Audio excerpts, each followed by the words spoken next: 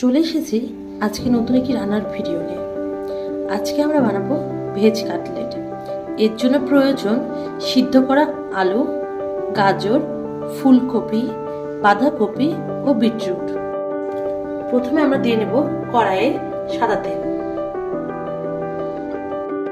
প্রথমে আমরা দিয়ে নিব তেজপাতা ও গোটা জিরা, দিয়ে দেব গোটা ধনিয়া। এবার আমরা দিয়ে নেব ফুলকপি, বাঁধাকপি, কেটে রাখা গাজর,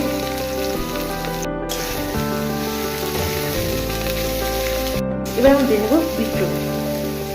সবগুলো সবজি আমরা সুন্দর করে ভেজে নেব।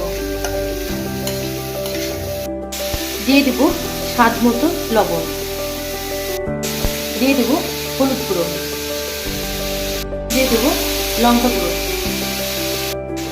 দিয়ে দেব অল্প পরিমাণে আদা বাটা। এবার আমরা দিয়ে দেব অল্প একটু মটরশুঁটি, অল্প পরিমাণে চিনি দিয়ে দেব।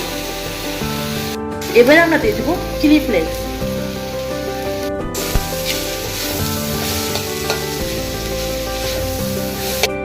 এবার আমরা ম্যাশ করে রাখা আলুগুলো দিয়ে দেব।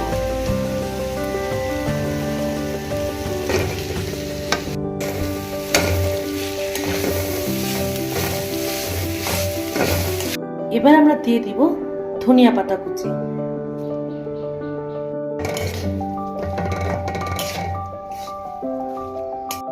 এবার আমরা দিয়ে দিব গরম মশলা গুঁড়ো।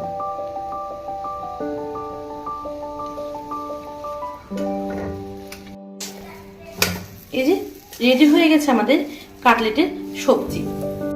আমরা এবার কোটিং এর জন্য জল, ময়দা ও লবণ দিয়ে একটি ব্যাটার তৈরি করে নেব। এই যে রেডি হয়ে গেছে আমাদের ব্যাটারটি। এটি থিকনেস খুব ঘন হবে না এবং খুব পাতলাও হবে না। কাটলেটগুলো আমরা এরকম লম্বা আকৃতির শেপ দিয়ে নেব।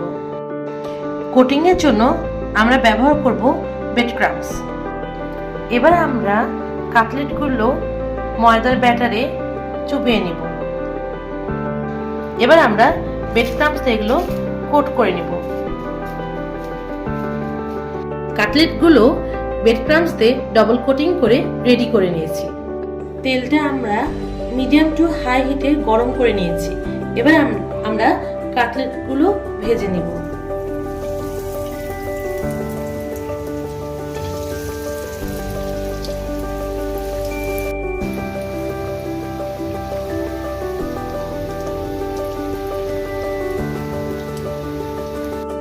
আমাদের কাটলেটগুলো ভাজা হয়ে গেছে।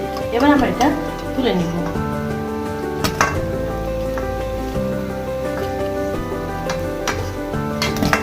এই যে রেডি হয়ে গেছে আমাদের ভেজ কাটলেট।